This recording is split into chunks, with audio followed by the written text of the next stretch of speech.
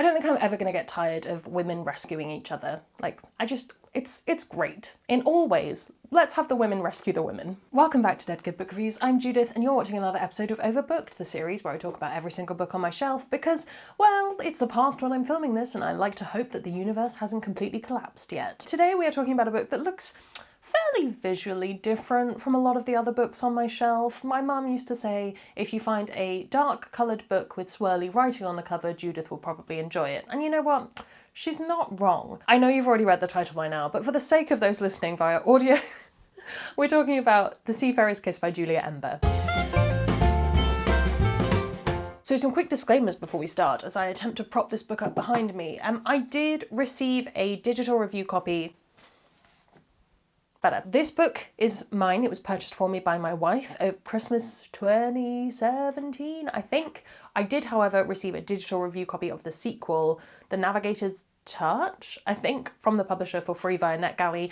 Regardless of where either book came from, all opinions are my own. I will also say that the wonderful people at Interlude Press, the publisher, have provided content warnings. I will link the page where you can find those below if you want to find out more about that. And I will also say that while I have read the sequel, I did not enjoy the sequel, and so I'm going to just kind of quietly pretend it doesn't exist because I think you can read this book on its own. Let me put the cover up close so you can enjoy the kind of paper-cut glory of it. The Seafarer's Kiss, published in 2017, and it is another retelling. Yes, amidst the sea, metaphorically and literally sea of retellings, this is a Little Mermaid retelling. 2017, it's maybe a tiny bit ahead of the game. It would have been one of the early ones before the stream of them that we had in 2018. It is a short, sapphic YA fantasy romance that has plus-sized bisexual mermaids, and to be honest, that's all it takes to get me to read a book. Julia Ember is a Seattle-based author who writes YA fantasy fiction. Her latest book, Ruin Song, is a retelling of Phantom of the Opera and came out in 2020. I wrote these notes quite some time ago. She may have had other books since then.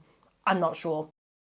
I might need to read that, but I was burned by a book that was a retelling of a musical before. On the back cover of this book, it mentions that Julia Ember is bisexual and polyamorous. Obviously, labels changed. This book was printed then. I have no idea how she identifies at this point, but we're going to go with that for now. I've mentioned this is a Little Mermaid retelling, but in this case, we have ice-based mermaids. They live in a very cold area, and our main character, Ursel, is one of them. She discovers that she wants more than the life that is planned out for her when she rescues Shield Maiden Ragnar from certain death near the surface. Because it's the best way to solve any problem, Ursel seeks help from Loki. And yeah, it goes about as well as you can imagine. And things progress from there. One of my favourite things about this book is the plus-size mermaids. Have I mentioned them enough? Plus-size mermaids. I'm so here for it. There is absolutely no way a tiny Barbie mermaid would survive in the cold. We're going to have larger mermaids with fat reserves. Ugh, amazing. It isn't like when she goes and gets a little bit warmer that she's suddenly like, oh, I can finally have the hourglass figure I've always wanted. It's just perfect, neutral, her body is just fine. It doesn't come up. It's just how she moves around. Ugh, I love it so much. I will continue to champion any book, YA or otherwise, which has a plus size or larger or even just mid-size main character where that isn't their entire identity. And for that character to be a romantic heroine and also outsmarting people and just being generally amazing. Ugh, everything about it. Fantastic. What's interesting to me, when I first read this book, I was not out yet. I was out to myself and to a few very close friends, but I was not out to the world at large, to my family. I was just a tiny in like a closet with the door cracked open. That's where I was at. So for me, getting to read bisexual characters and see that represented on the page was super important, and it still is, and this is still one of my books that I hold as like helping me make that journey. I don't think I'm ever going to get tired of women rescuing each other. It's great. In all ways, let's have the women rescue the women. This isn't a very long book. I don't know if it technically counts as a novella. Probably, though. It's not long at all. It's 214 pages or so. I've mentioned the characters' identities. Those are a big part of the story. The romance is a big part of the story.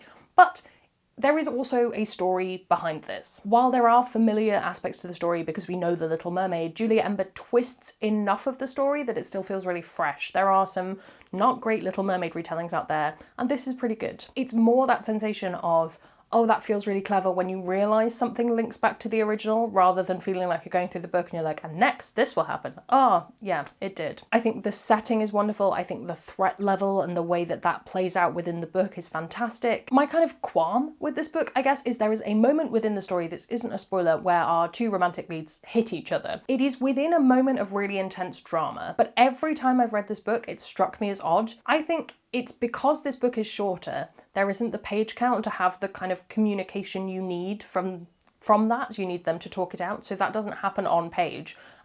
So that's probably the only bit that sort of slightly spoils that romance for me. I'm kind of like, oh, I don't know how I feel about this. No. Another thing that you might want to potentially avoid if you're sensitive to it, or if you just don't like reading that, is that a lot of the conflict in this story comes from the fact that the mermaid population are struggling to survive, with a lot of issues to do with infertility. That's discussed in the book. That comes up very often within the story. So if infertility is something that you do not want to read about, give this one a miss. Comparisons for this book are tricky. I think that To Kill a Kingdom is the obvious other good Little Mermaid retelling. Very different story, but a good book that has Little Mermaid elements to it. The other things I've written in my notes are Once and Future Witches by Alex E. Harrow. I'm not 100% sure why. I think I just read them very close together and I was like, these are both have sapphic elements and men sucking. That will do. So I guess that. And then the other book that I know has a bisexual main character that I very much enjoyed is Reign of the Fallen.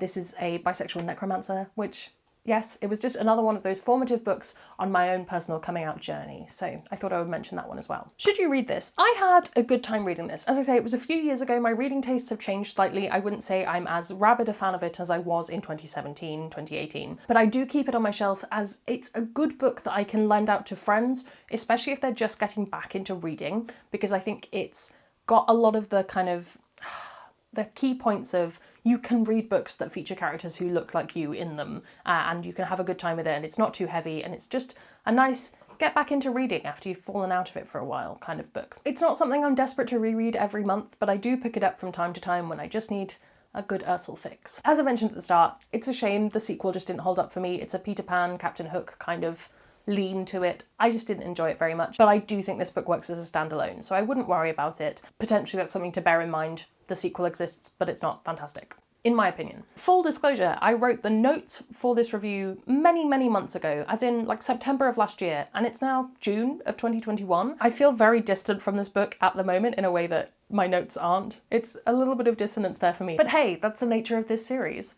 Everything's a little bit weird and out of time. What are you gonna do about it? Let me know, have you read this book? Are there any other Little Mermaid, mermaid books, Little Mermaid retellings, other retellings, all of the above? Plonk those in the comments below. While you're down there, you can also subscribe because it makes me feel loved and appreciated. You can follow me on all of my social media. Come join us on Discord if you haven't already. We have a good time. That's all from me, and I will see you in the next one. There's gonna be some bloopers now. Today, we are talking a book, come hither.